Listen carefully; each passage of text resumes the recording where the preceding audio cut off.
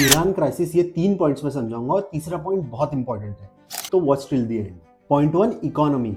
Iran की economy बर्बाद हो चुकी है। सोचो, किसी कंट्री में 40% इन्फ्लेशन हो और $1 की कीमत 14.5 ईरानियन रियाल है। इसका मतलब ग्रोसरीज, मेडिकल, स्कूल फीस सब लग्जरी बन चुका है। ईरान में प्रोटेस्ट पॉलिटिक्स से स्टार्ट नहीं हुए, भूख से स्टार्ट हुए।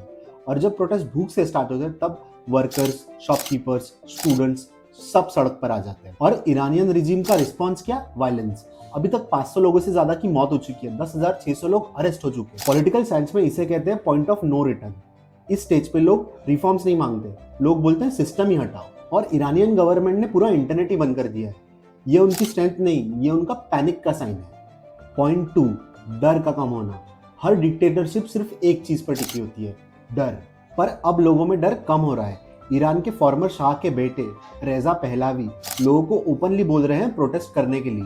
और उन्होंने बोला है कि अगर ये रिजीम टॉपल होती है तो वो वापस ईरान में आएंगे, और चाहे लोग उन्हें सपोर्ट करें या ना करें। बट इंपॉर्टेंट बात यह है कि अल्टरनेटिव की बात हो रही है। और जब लोग इमेजिन कर पाते हैं कि इस रिजीम के बाद भी कोई है जो देश संभाल पाएगा, तो ये मूवमेंट और डेंजरस हो जाता है। पॉइंट 3, ईरान पर दोनों तरफ से प्रेशर है।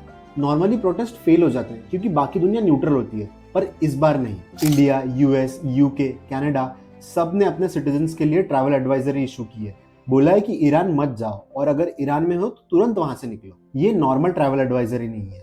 इसका मतलब ये है कि कंट्रीज के पास कहीं से इंटेलिजेंस इनपुट आया होगा और कंट्रीज ईरान में सीरियस इंस्टेबिलिटी एक्सपेक्ट कर रही है। अब मिलिट्री एंगल देखो।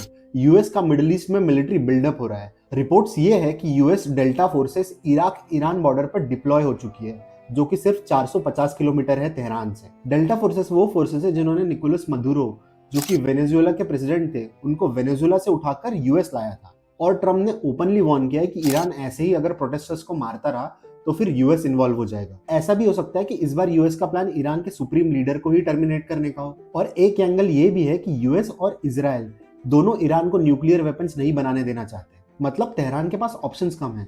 अंदर से लोगों का प्रेशर है और बाहर से यूएस और इजराइल जो कभी भी अटैक कर सकते हैं। सिंपल वर्ड्स में, ईरान की इकोनॉमी कोलैप्स हो चुकी है, रेजिम लेजिटिमेसी खो चुका है और लोगों में डर कम हो गया है। आने वाले कुछ दिनों में पता चलेगा कि ईरान में क्या होता है।